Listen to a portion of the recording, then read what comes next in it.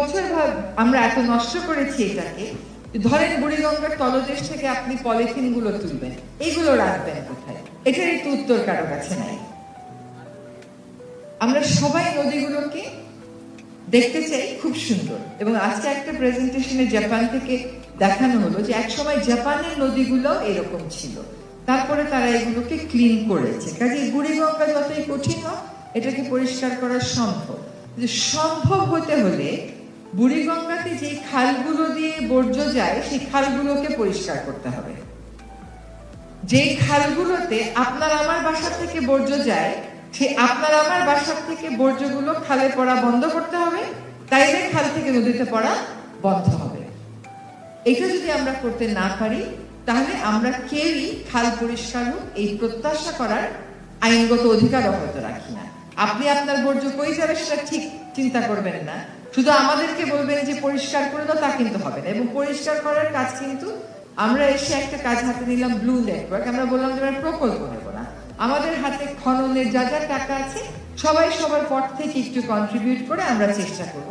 এবং সেখানে দেখা গেল যে খালগুলো আমরা খনন করে সারলেও 2 মাস পরে আবার স্লাগ জমে যাচ্ছে। ঢাকা শহরে যারা উচ্চবিত্ত আছে, উচ্চ মধ্যবিত্ত আছে, আজকে যে সমস্যার সমাধানটা দেখানো হলো সেই সমাধানটা আপনাদের জন্য এনশিওর করা কোনো কষ্টের ব্যাপার বলে আমি একেবারেই মনে করছি না।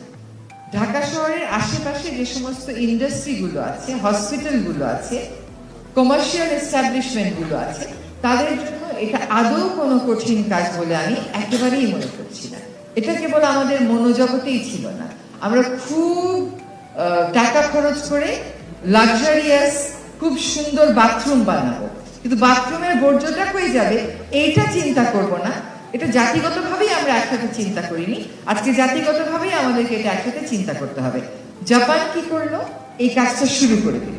সে আমার নদী অপরিষ্কার, এখন দেখেন শ্যাম্পুর আজকে কত বছর যাবত দূষণ করে যাচ্ছে। শ্যাম্পুরে যদি আপনি যান দেখবেন এখানে প্রায় 43টা মতন ইন্ডাস্ট্রি আছে ডাইং করে। এটা ওদের অধিকার হয়ে গেছে, কিছু শ্রমিককে ওরা নিয়োগ দিয়েছে বলে ওরা ডাইং এর আনট্রিটেড ওয়েস্ট বুড়িগঙ্গায় ফেলবে, এবং এটা সরকারের দায়িত্ব ওই আনট্রিটেড ওয়েস্ট পরিষ্কার। এটা তো হতে পারে না। আপনি বুঝলাম আপনাকে যখন পরিবেশ আইন হলো তার আগে আপনি এসেছেন, তারপরে তো আপনি এত বছর সময় পেয়েছেন, আপনি কেন কমপ্লাই করবেন না? তো জাপান যে কাজটা করেছে সেই কাজটাই আমাদেরকে করতে হবে, ভিয়েতনাম যে কাজটা করেছে সেই কাজটাই আমাদেরকে করতে হবে, ইন্ডিয়া যে কাজটা করছে সেই কাজটাই আমাদেরকে করতে হবে, শ্রীলঙ্কা যেটা করেছে সেটাই আমাদেরকে করতে হবে ইন টার্মস অফ সিভিল